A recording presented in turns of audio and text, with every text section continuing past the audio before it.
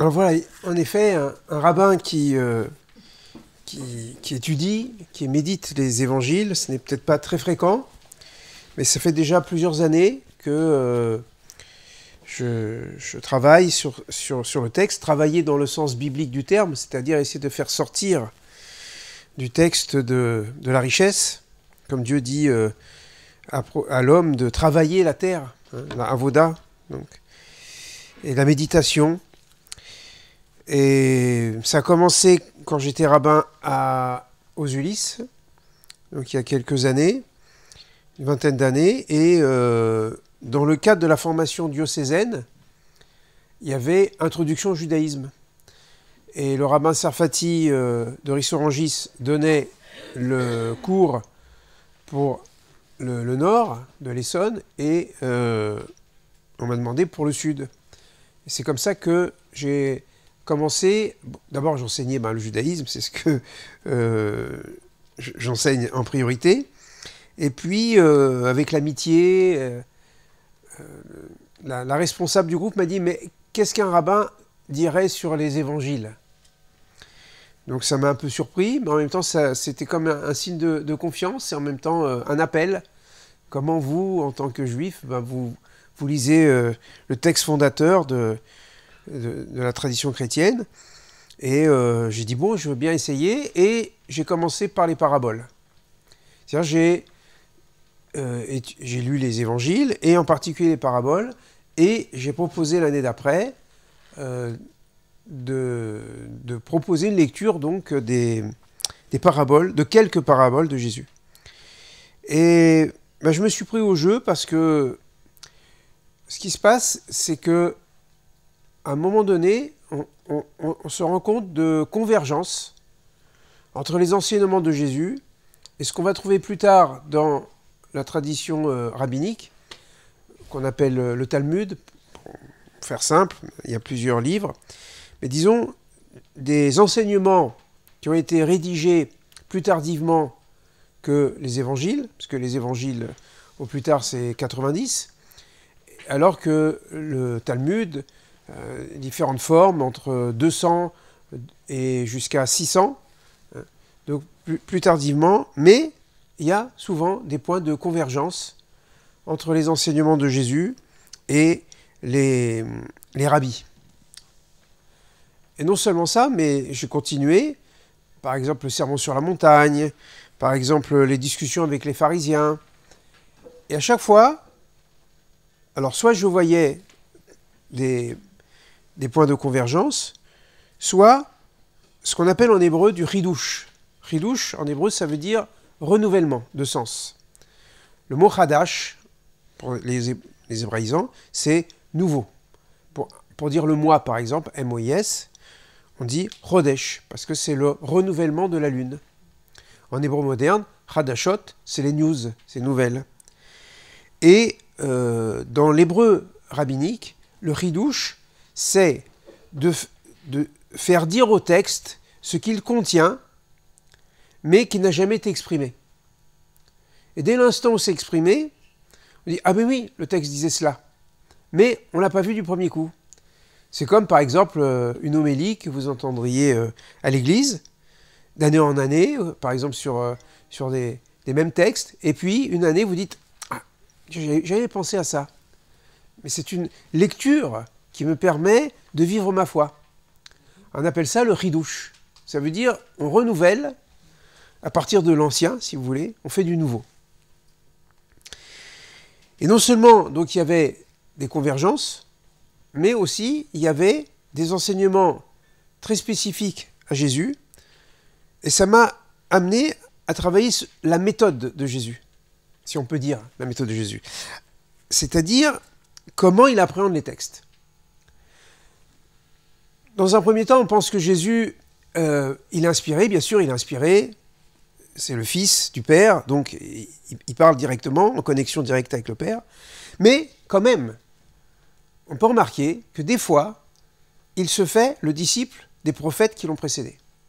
C'est-à-dire, il ne dit rien d'autre qu'un verset d'un prophète qui l'a précédé. On ne peut pas dire qu'il invente quelque chose. Dans le débat, par exemple, en ce qui concerne le Shabbat, les disciples vous savez, les disciples arrachent des épis. Et puis il y a des pharisiens. Alors, les pharisiens, c'est pas encore les rabbins. C'est intéressant, historiquement, qui sont les pharisiens. Parce que même les rabbins, plus tard, ils vont se moquer aussi des pharisiens. Mais on peut dire que c'est les débuts de la mouvance rabbinique. Ah, bien sûr, il faudrait faire toute une étude. Là, beaucoup d'études se font en Israël sur les différents courants, les Sadducéens, les Esséniens, avec les manuscrits de Qumran. Et c'est très intéressant de voir comment, à partir des textes fondateurs de la Torah et de la Bible, qui n'étaient pas encore canonisés, hein, c'était des rouleaux. Il y avait même plus de rouleaux, puisqu'à Qumran, au manuscrit de la mer Morte, on trouve plus de manuscrits. Et il a fallu choisir à un moment donné, après la destruction du temple, les rabbins, les rabbis. Donc on dit, voilà, on canonise ceci, et puis les autres sont à l'extérieur. Mais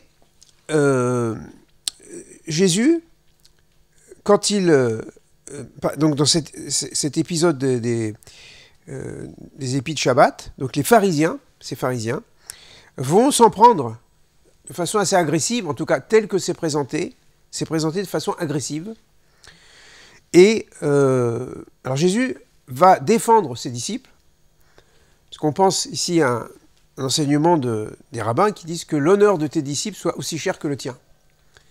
Et Jésus, il défend l'honneur de ses disciples, même s'il n'est pas touché directement. On ne dit pas que lui-même a arraché les épis, mais quelques disciples ont arraché les épis. Et parmi les arguments avancés par Jésus, il y en a 3, mais on va juste retenir le 3e. Il dit, si vous avez médité Oshéa, Osée, 6.6, eh bien vous n'aurez pas parlé comme ça à mes disciples, parce que Oshéa, Osée, donc prophète Osée, royaume du Nord, avant la destruction du royaume du Nord, eh bien, a dit qui chesed rafasti velo zavar, car c'est la générosité ou l'amour ou la bienveillance, on peut traduire chesed de différentes manières, c'est la générosité que je préfère, velo zavar, et pas les sacrifices. Ici, Jésus ne fait que citer Oshéa.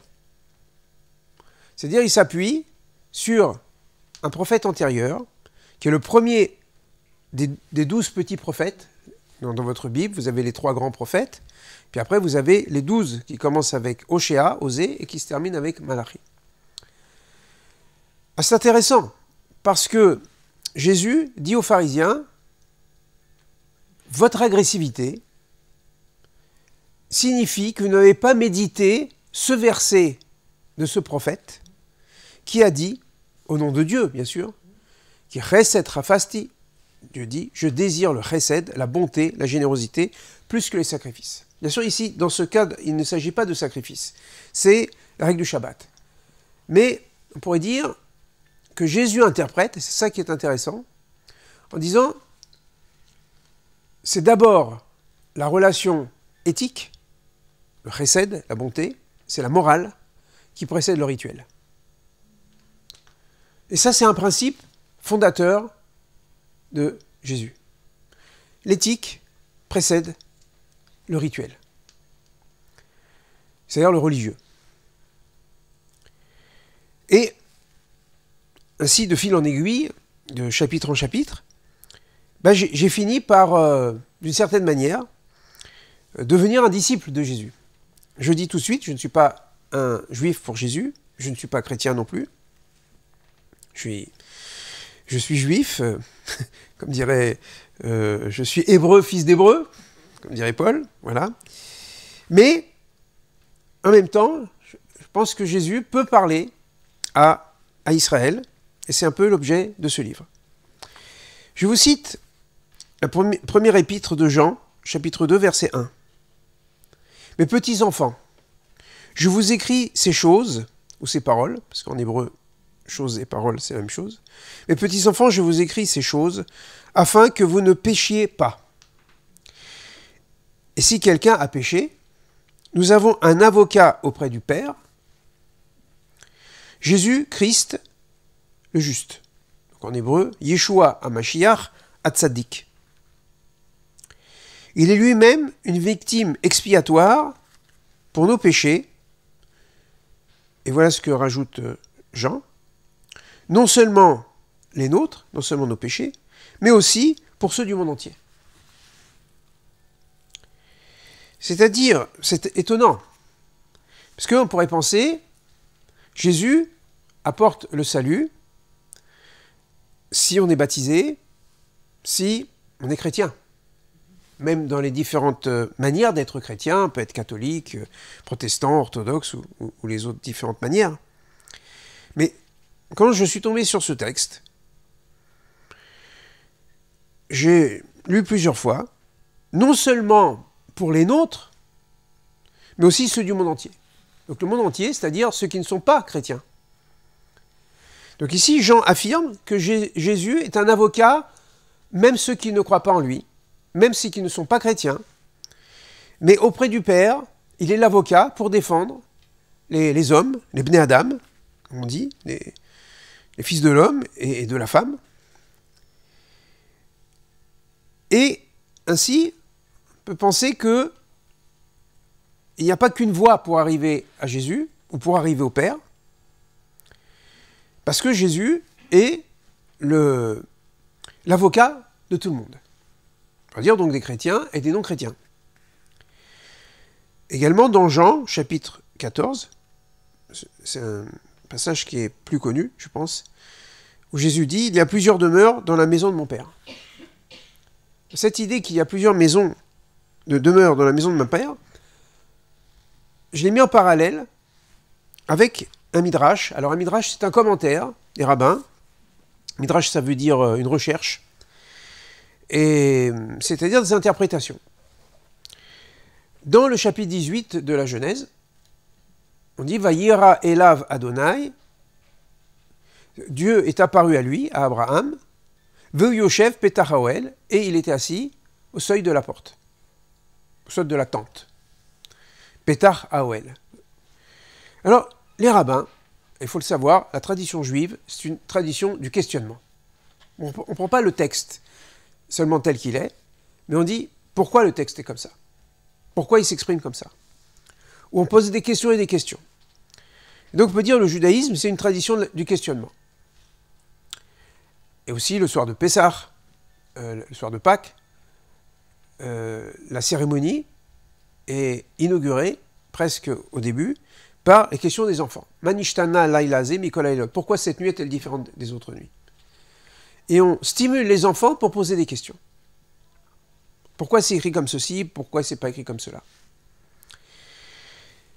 À propos de cette posture d'Abraham, qui était assis au seuil de la tente, qui regarde devant lui, jusqu'à ce qu'il voit arriver 3 bédouins du désert, et en fait, il se trouve que ce sont 3 envoyés de Dieu, qui vont entre autres annoncer la naissance miraculeuse de Isaac, de Yitzhak. Les rabbins disent combien il y avait de portes dans la tente d'Abraham. Bon, une question de rabbin, ça. Combien il y avait? Alors il y a un rabbin, il dit Petach Haoel, ça veut dire au seuil de la tente, il y en avait une. L'autre il dit non. Petach Haoel, comme une tente, ça a traditionnellement 4 murs, 4 par le tissu, on peut imaginer qu'il y a 4 portes. Alors, quand je raconte ça aux enfants du Talmud Torah, l'équivalent du catéchisme, ils disent oui, c'est pour faire courant d'air dans le désert. Oui, mais quel est le sens spirituel? Ok, quand on a chaud, c'est bien d'avoir un ventilateur ou un petit courant d'air. Qu'est-ce que les rabbins veulent dire ici? Ça veut dire comment on arrive dans la maison d'Abraham. Ça veut dire comment on arrive au monothéisme. Comment on arrive au Père? Puisque le seul qui proclame Adonai, on le voit au début du chapitre 12, que quand Avram, il ne s'appelle pas encore Abraham, il s'appelle Avram, arrive dans le pays de Canaan, Vaikra Beshem Adonai. On dit il a invoqué le nom de Adonai, le tétragramme. Ça veut dire qu'il proclame un seul Dieu dans le pays de Canaan, qui est le pays de l'idolâtrie, le dieu Baal, la Asherah, Moloch, et toutes ces divinités que la Torah condamne. Parce qu'il n'y a qu'un Dieu, je suis l'Éternel ton Dieu, je suis Adonai ton Dieu, tu n'auras pas d'autre Dieu que moi.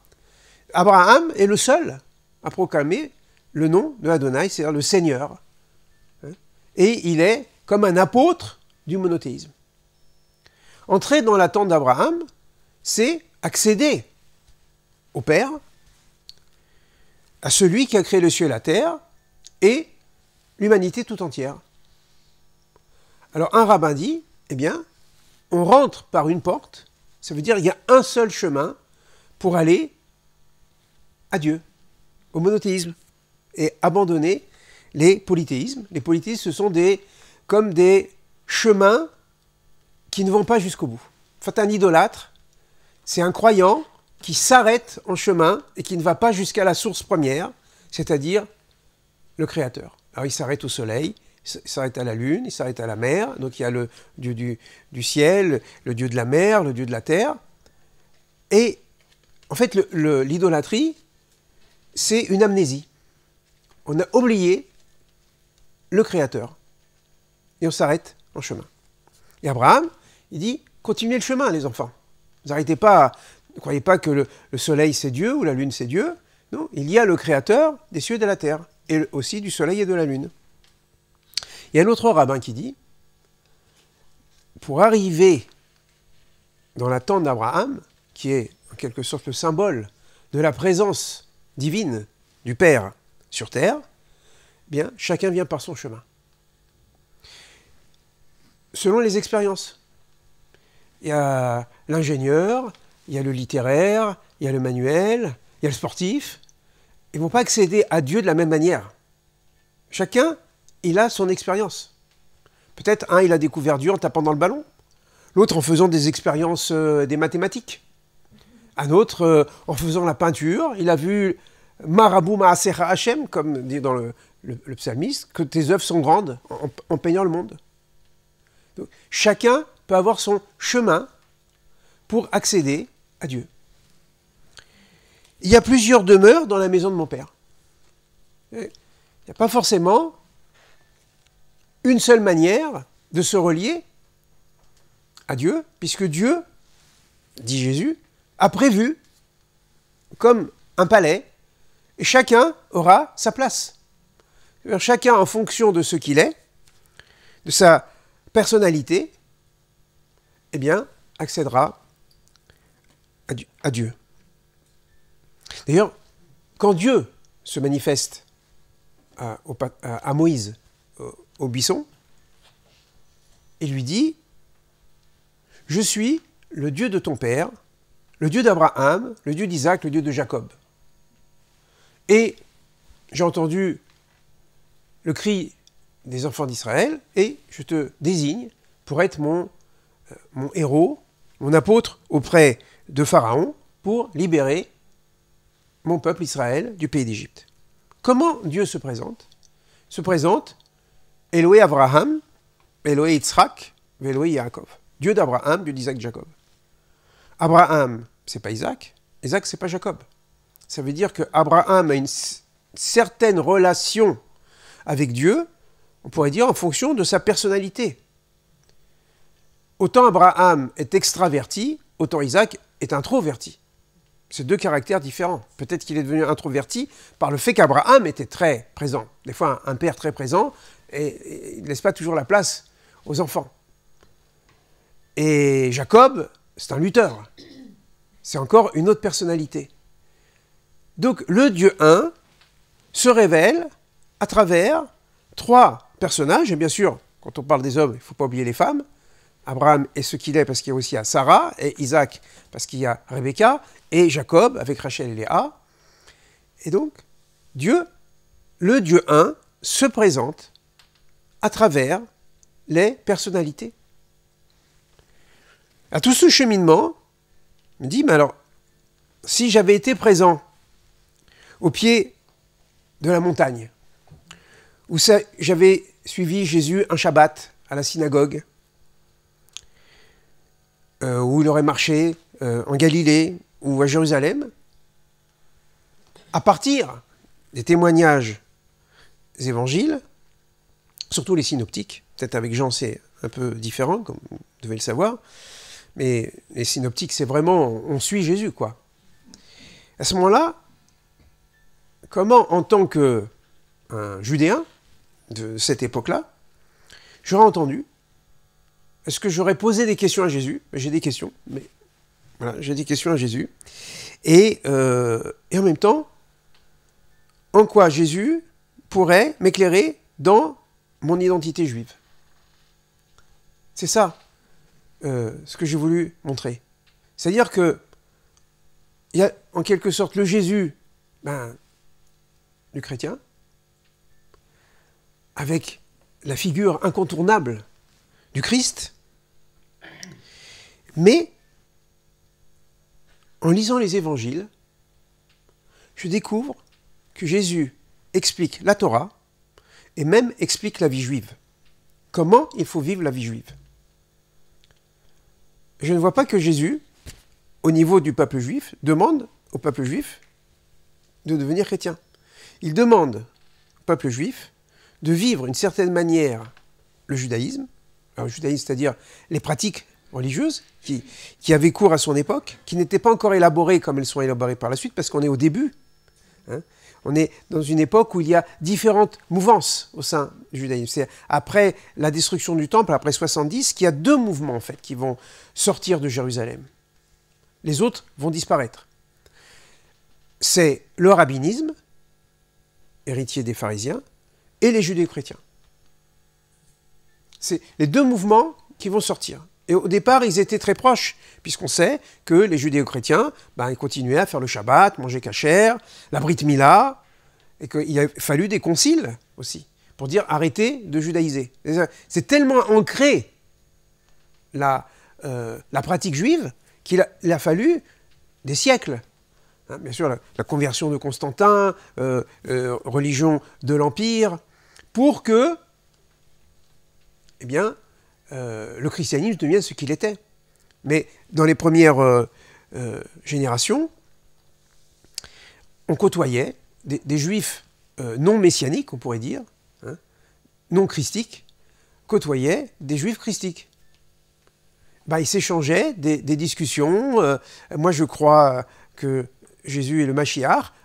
Je ne crois pas, ou je ne partage pas ta foi, mais on vit le Shabbat ensemble, on est à la synagogue, on discute. Alors, c'est comme ça que je suis arrivé à découvrir en quelque sorte mon Jésus à moi. Mais comme il est le Jésus de toutes, alors je dois trouver ma place. Alors, ce n'est pas le Jésus, ni le Jésus chrétien, de la foi chrétienne, ce n'est pas non plus le Jésus de la communauté juive, dans sa majorité. Et pourtant, le judaïsme que je découvre dans l'enseignement de Jésus ressemble à mon judaïsme libéral. Jésus aurait été comme le premier juif libéral. Il était juif. Dieu a choisi comme matrice le peuple d'Israël. Ce n'était pas Rome, Jésus aurait pu être romain, il aurait pu être samaritain, il aurait pu être égyptien, il aurait pu être babylonien. Le Père, il a dit non, c'est ce peuple-là qui sera la matrice. Marie, Myriam, Joseph, c'était des enfants d'Israël. Ils allaient au temple, ils faisaient le Shabbat. On voit que quand il allait à Nazareth, Jésus voyageait, c'était un maître itinérant. Puis quand il allait à Nazareth, qu'est-ce qu'il faisait? Il devait passer le Shabbat chez ses parents. Préparer un couscous, Myriam, ou je ne sais pas, un gefilte fish, qu'est-ce qu'on mangeait. Après, le matin, il va à la synagogue, comme à son habitude, dit le texte. Et, Jésus est de retour. Vous allez nous faire un petit commentaire. Exactement comme il y a un rabbin qui arrive dans une synagogue. Monsieur le rabbin, là, vous arrivez de Jérusalem, vous pouvez nous faire un petit commentaire. Il prend le rouleau, voilà, il lit Isaïe. Et puis on dit l'après-midi, il y avait un malade, il y avait un lumbago pour se redresser. Alors, il fait le miracle. Mais ça se passe à la synagogue. Parce que le Shabbat, qu'est-ce qu'on fait dans la société hébraïque de l'époque? On va à la synagogue, on rentre manger, et l'après-midi, on passe la journée à étudier. Beaucoup d'éléments de la vie de Jésus et de son entourage est encore plus compréhensible lorsque on est juif. Parce qu'il y a des éléments qui peuvent échapper à un œil non averti, comme Jésus marche et il a attrapé par le pan de son vêtement. Je regardais dans la Tob, donc c'était l'interprétation officielle, dit Jésus portait les franges rituelles. Parce que dans le livre des Nombres, chapitre 15, on dit que l'Éternel parle à Moïse et dit-leur de mettre des franges rituelles, des tzitzit, des franges, sans doute un mot d'origine égyptienne, au coin de leurs vêtements. Et il y a une femme qui est malade, alors elle va prendre ce fil et Jésus sent cette présence. Alors, pour comprendre ce texte, il faut savoir comment on porte le châle de prière. Donc il faut voir un juif porter le châle de prière. Et c'est en voyant comment un juif porte le châle de prière qu'on peut visualiser ce qui est en train de se passer. Parce que si Jésus avait un châle de prière comme une écharpe, il aurait eu les 4 franges devant lui. À ce moment-là, il aurait vu la femme. Pour qu'il sente derrière lui qu'il y ait de contact corporel, il faut qu'il prenne le châle de prière qu'on appelle un talit, avec 2 franges devant et 2 franges derrière. Exactement, si vous venez à la synagogue, un office, vous voyez, les fidèles, les rabbins, eh bien, ils ont 2 franges devant, 2 franges derrière. Et les franges derrière, en effet, ça pend, mais ça ne touche pas. Donc, quand la femme va toucher, il faut avoir l'Esprit de Dieu pour ressentir cette femme en douleur. Mais en même temps, ça nous dit, voilà, Jésus, il portait ces franges, sans doute en permanence, et peut-être même, on peut faire une capuche. Voilà, c'est l'ancêtre peut-être d'une capuche, comme on voit des moines, des moniales qui portent des capuches, et on peut enlever.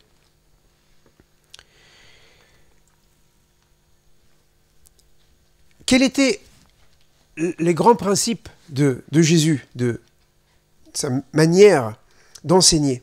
Je dis enseigner, c'est-à-dire à la fois renouveler, et en même temps, toujours s'appuyer sur la tradition des prophètes. Qu'est-ce que le sermon sur la montagne? Si ce n'est un grand commentaire de versets de la Torah. Pas toute la Torah, des versets de la Torah, notamment les 10 commandements. Ça commence, on vous a dit que tu n'assassineras pas, lo tirtsar. Alors, aussi, une difficulté, c'est que Jésus n'enseigne pas en grec, et encore moins en latin, soit en araméen, soit en hébreu. En araméen, parce que c'est la langue vernaculaire de ceux qui sont revenus de l'exil de Babylone, et les érudits parlent en hébreu. Alors on peut penser par exemple que Jésus, avec les pharisiens, par exemple, il cite les versets en hébreu. Il est marqué « Lo tirtsar », tu n'assassineras pas. Et à partir de là, il dit « Vous pourriez penser que vous avez les mains pures parce que vous n'avez jamais pris un couteau ou une épée ou une flèche pour tuer quelqu'un. » Et moi je vous dis, on peut tuer avec la bouche. Parce que vous avez insulté quelqu'un. Imbécile, crétin, enfin, on peut trouver tous les mots qu'on veut. Le vocabulaire est assez riche là-dedans. Et il dit, on ne tue pas qu'avec les mains, on ne tue pas qu'avec les armes, on tue avec la bouche. Que fait Jésus? Il est en train de prendre le texte et il le pousse dans, on pourrait dire, dans ses limites morales. Parce qu'on pourrait tous se dire, grâce à Dieu, il n'y a pas d'assassin. Ok. Mais dire du mal de son voisin, de sa voisine, voisin de palier, les collègues de bureau, combien il y a de conflits parce qu'on a dit du mal. Donc Jésus s'appuie sur le texte et dit, voilà, sachez que la mort peut être causée par la parole. Même aujourd'hui, on sait, il y a des gens qui se suicident à cause des réseaux sociaux. C'est terrible, ça. Même la personne ne sait pas qui lui a parlé, c'est anonyme, et elle se sent tellement agressée qu'elle ne supporte plus de vivre. Et des jeunes fragiles, ou même pas des jeunes aussi, ben, ils peuvent se suicider. Donc on voit la parole, elle peut être meurtrière.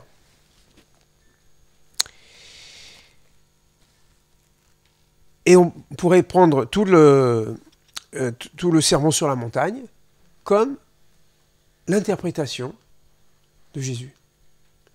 Ce qui veut dire que, sur un plan moral, Jésus va pousser très loin les exigences du comportement. Et ça, c'est un aspect peut-être spécifique au judaïsme, enfin, une lecture juive par rapport à une lecture chrétienne. Après, on mettra des nuances, peut-être le père Arnaud mettra des nuances, mais je vais simplifier parce que c'est toujours plus facile pour comprendre. C'est que la lecture chrétienne, et je la comprends et tout à fait, c'est de concentrer la ferveur sur la personne de Jésus. Jésus est, dans toute église, ou une croix, un crucifix, même chez les protestants, même s'il n'y a pas le crucifié, mais il y a la croix. Et Jésus est la centralité du regard et des ferveurs. D'un point de vue juif, ce que je vais entendre de Jésus, c'est ce qu'il dit du comportement que je dois avoir. Parce que c'est un maître. Même si on dit c'est le maître. Mais que dit-il ? Voilà comment on doit vivre. Ainsi, on peut entendre que je suis le chemin, la vérité et la vie. Alors moi, je travaille en hébreu. Alors des fois, je traduis en hébreu. Le chemin en hébreu, ça se dit « derer ». Je suis le « derer ». « Ani derer ». La vérité, « ani emet ». Je suis la vie, « ani chaim ». Derer, emet, chaim. Déformation de rabbin, je vais prendre les initiales de ces trois mots et j'obtiens le mot echad. C'est-à-dire les initiales en hébreu, je suis le chemin, la vérité et la vie, ça donne echad, l'unité. Alors l'unité, Adonai echad, Dieu est un. Donc Jésus nous dit, je vais vous montrer comment accéder à celui qui est un, Adonai Echad, le Père, mon Père, ou notre Père. Des fois, Père, vous savez que dans Luc, c'est Père, c'est pas notre Père, c'est une prière plus réduite. Alors le Notre Père, bien sûr, celui qui est devenu officiel, qu'on récitera tous ensemble en fraternité à la fin, eh bien, ou notre Père, mais toujours pour nous amener, nous élever, pour aller vers le Père, et Jésus nous guide. C'est vrai que du point de vue de l'attitude juive, si vous voulez, ça sera qu'est-ce que Jésus me dit du comportement idoine que je dois avoir pour accomplir la volonté de Dieu. Des fois, Jésus aussi, il peut aider à interpréter la Torah. Je vous propose, bien sûr, c'est ma lecture, mais c'est comme ça que j'ai été, disons, éclairé. Quand il dit, si tu vas présenter ton offrande devant le Seigneur et que tu te rappelles qu'il y a un différend avec le voisin, tu poses l'offrande, tu vas te réconcilier et ensuite tu vas offrir l'offrande. Parce que si, qu'est-ce que Jésus veut dire ici ? Que la relation avec Dieu n'est possible que si la relation avec le prochain est construite. c'est comme un réseau. Si c'est cassé quelque part, ça ne fonctionne plus. L'énergie, la bénédiction ne circule pas. Pour que la bénédiction circule, il faut que le circuit soit fermé. Alors le circuit, c'est Dieu, l'un et l'autre. C'est trinitaire. Dieu, l'un et l'autre. Et toute la question, c'est est-ce que ça passe de l'un à l'autre, puisque Dieu est le Dieu de l'un et le Dieu de l'autre. Si tu vas offrir ton offrande, et que le lien avec l'autre est rompu, eh bien, cette offrande ne sert à rien. Elle n'a aucun effet. C'est du gaspillage. Ça n'a de sens que si, d'abord, je me réconcilie. Autrement dit, Dieu apparaît au bout d'une fraternité. Et ça m'éclaire sur 2 versets, peut-être d'autres, mais ça m'a éclairé sur 2 versets. Premier verset, tu aimeras ton prochain comme toi-même. Ça, c'est dans le chapitre 18, enfin dans le Lévitique. Je suis, dans le chapitre 19, verset 18. Donc, je suis, ve'ahavta, tu aimeras. D'ailleurs, en hébreu, on ne dit pas tu aimeras ton prochain. Tu aimeras pour ton prochain. Ve'ahavta le reacha. C'est la même chose que pour Dieu. Pour Dieu, c'est marqué ve'ahavta et Adonai. Complément d'objet direct, si on peut dire pour Dieu. Mais pour le prochain, si vous voulez traduire, il faut traduire tu aimeras pour ton prochain. Parce que vis-à-vis de Dieu, je ne peux rien apporter. C'est simplement la manière de vivre, de parler, voire de penser, que j'exprime mon amour de Dieu. Tandis que vis-à-vis du prochain, peut-être je vais combler son manque. Ve'ahavta le reacha. Kamocha, tu aimeras ton prochain comme toi-même. Et la fin du verset, Ani Adonai. Je suis le Seigneur, je suis le tétragramme, le nom imprononçable. Pour ça on dit Adonai, parce qu'on ne sait pas le prononcer, ça veut dire Seigneur. Et dans ce verset, tu aimeras ton prochain comme toi-même, je suis l'Éternel. 1, 2, 3. Le premier, c'est le prochain. Le deuxième, c'est moi. Le troisième, c'est Dieu. C'est dans ma capacité à me relier à l'autre que Ani Adonai. À ce moment-là, je suis Adonai. Je suis Adonai par le fait que vous êtes en fraternité. Mais si vous n'êtes pas en fraternité, comme disent les rabbins, même ils sont un peu audacieux, Kilou, comme si je n'étais pas Adonai. Parce que vous supprimez ma présence ici-bas. Deuxième exemple, ça peut éclairer sur cet épisode assez particulier qui est un peu scandaleux, quand même, l'histoire de Caïn et Abel. Et quand même, si Dieu avait accepté finalement les offrandes, Caïn n'aurait pas tué Abel, et puis tout serait bien passé. Et Caïn tue Abel. Bon.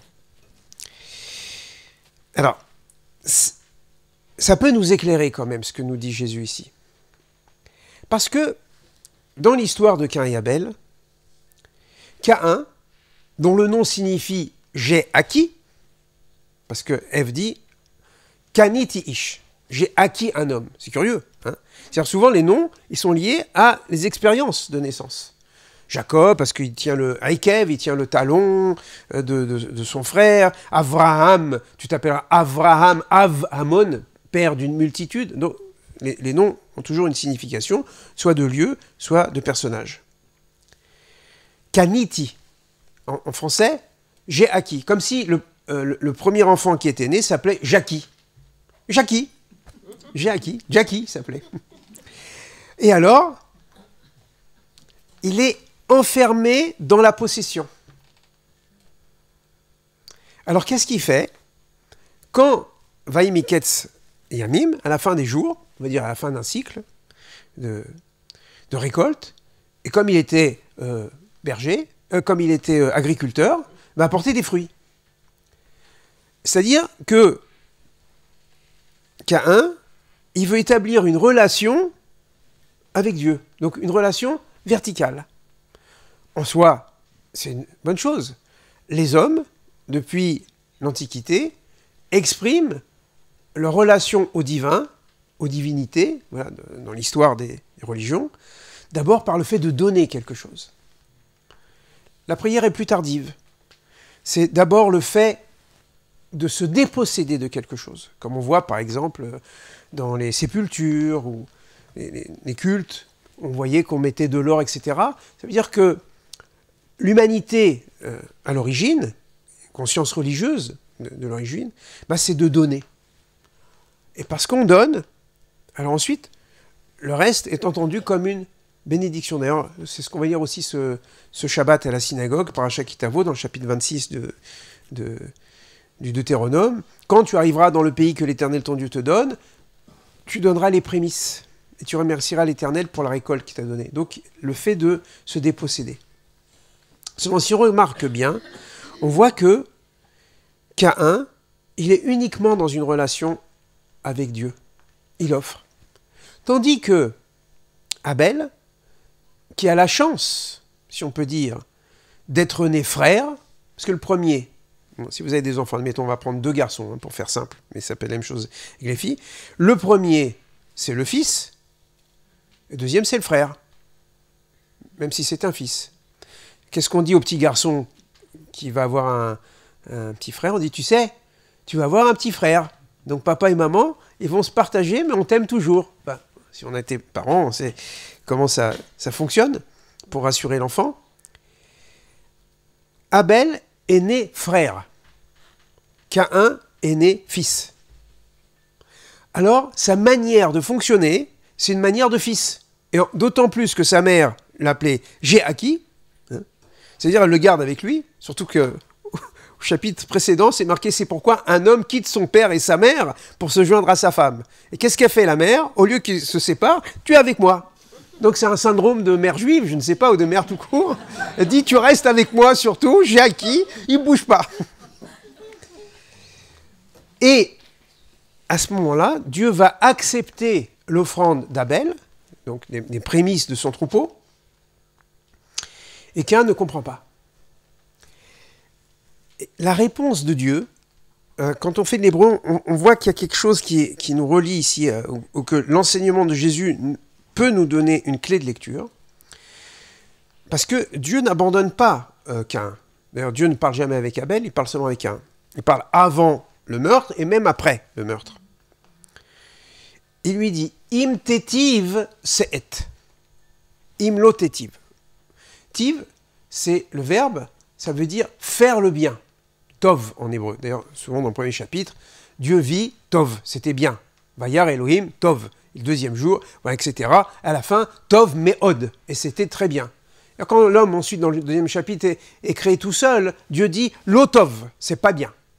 C'est pas bien que l'homme soit seul. Im tetiv, si tu fais le bien, tu t'élèveras. Im lo tetiv, si tu ne fais pas le bien, le péché est tapis à ta porte. Et toi, domine-le. Comme si Dieu dit à Caïn, ton offrande n'a de sens que si tu es dans la relation de bien avec ton frère. Ça peut être une clé de lecture que nous donne Jésus. Si tu offres, mais que tu n'es pas dans la relation avec l'autre, alors cette offrande est manquante, elle est défaillante. Il manque la part de l'autre. Il manque l'amour que tu as pour l'autre à mettre dans ton offrande. Alors Jésus peut ici être comme un interprète de la Torah. Et pour moi,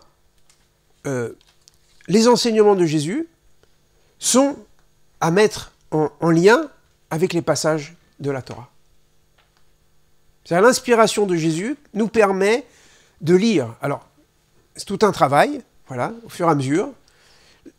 Alors, Jésus a enseigné beaucoup de choses. Et notre souffrance, c'est qu'on n'a pas le commentaire de Jésus de toute la Torah. Parce qu'on dit, il a dit beaucoup de paraboles, il a beaucoup enseigné. Mais ce que les disciples ont gardé, c'est quelques paraboles et quelques enseignements.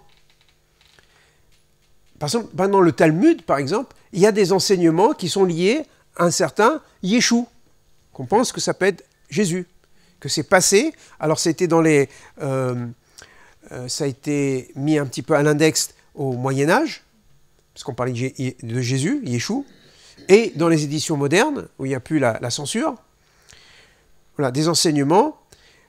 Par exemple, dans le Talmud, on raconte que... Alors, il y a un texte dans la Torah qui dit il ne faut pas prendre le salaire de la prostituée ou du prostitué pour le temple. C'est-à-dire le temple est consacré et cet argent qui vient de la prostitution ne pourrait pas être utilisé. On rapporte dans le Talmud, et ça peut être un peu cohérent avec la manière dont Jésus parle, parce qu'il nous surprend tout le temps, Jésus, il répond toujours à côté, puis hop, ça nous permet de changer nos lunettes. Hein. Et il y a un enseignement de Jésus qui dit que si on reçoit l'argent de la prostitution, ça doit servir pour construire les toilettes ou réparer les toilettes. Mais au fond, c'est assez intelligent. Il dit, bon, cet argent est utilisé, on va l'utiliser pour une fonction, disons, mineure, mais nécessaire, et quand c'est de l'argent du travail, ça sera pour améliorer l'état du temple, etc. Alors, je vais peut-être conclure, parce qu'il y a beaucoup de choses, et puis quand je commence à parler sur Jésus, il y a beaucoup de choses à dire. Je pense qu'aujourd'hui, dans le temps de dialogue entre juifs et chrétiens depuis Vatican II, donc l'Église catholique, entre autres la rencontre avec Jules Isaac et le pape Jean XXIII, le bon pape Jean XXIII, ça a initié vraiment ce dialogue et qui a fructifié, on pourrait dire de génération en génération, au point qu'aujourd'hui, autant du côté du monde chrétien, on s'intéresse à l'exégèse juive. J'enseigne par exemple au Collège des Bernardins, mais pas que, où on rencontre des fois des cercles d'Hébreux dans des villages perdus où il n'y a pas de synagogue, il n'y a pas de famille juive, mais quand même des gens travaillent l'hébreu, ça c'est comme un miracle. Mais aussi qu'il y a des juifs en Israël et en dehors d'Israël qui s'intéressent aussi aux enseignements de Jésus. On est en tout cas entre juifs et chrétiens, on est dans un temps d'apaisement où nous pouvons nous rencontrer autour de nos textes. Et de mon point de vue, c'est aussi un travail que j'essaie de faire à travers ce livre, de proposer une réconciliation du peuple juif avec Jésus. Parce que, au fond, il n'y a pas eu vraiment de dialogue entre le peuple juif et Jésus. Parce que très vite, c'est la religion chrétienne qui est devenue l'opposant du judaïsme. Combien de juifs étaient vraiment au courant de ce qui s'était passé de cette petite communauté de Jésus avec quelques disciples? Oui, il y a une note dans Flavius Joseph que Jésus a été crucifié. Mais combien ont connu en Babylonie, Alexandrie, où déjà la majorité des Juifs étaient partis à cause de la présence des Romains.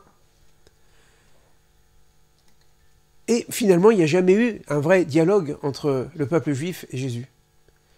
Donc, disons que la grâce de Dieu, c'est par ce livre d'essayer de contribuer à une réconciliation, à une écoute. Et en n'enlevant rien à ce que représente Jésus pour la foi chrétienne, le Christ, et puis en même temps qui est un enfant d'Israël qui parle à Israël et qui peut l'éclairer même dans sa propre foi. C'est-à-dire de vivre une religiosité dont l'éthique est le fondement. Que Dieu, les prophètes déjà le disaient, ce n'est pas parce qu'on va multiplier les sacrifices et les prières, etc., que Dieu va être plus miséricordieux à notre égard, mais c'est parce que qui chesed rafasti, parce que je désire l'amour, la fraternité. Et deuxièmement, dans les temps difficiles que nous traversons, que notre humanité traverse, on ne sait pas où on va, parce que, bon, bien sûr, c'est ce qui se passe au Proche-Orient, mais en Europe et un peu partout dans le monde, et bien que, ensemble, nous sommes sur la barque où il y a la tempête, et que notre dialogue est une expression de foi dans un avenir meilleur. Nous sommes des exemples qu'à travers nos différences, et ça a duré longtemps, même des fois sous forme de conflit, eh bien, on a été capable de se reconnaître en fraternité. Parce que, nous avons dit, notre Dieu qui est aux cieux, notre Père qui est aux cieux, il est l'unique. Nous sommes tous ses enfants, différents. Dieu aime les différences, sinon il aurait cloné l'humanité. Il ne supporte pas quand on se ressemble trop. À Babel, il a éclaté en 70 langues et nous demande de nous enrichir de nos différences. Voilà, je vais m'arrêter là et puis je vous laisserai le temps de la parole. Merci.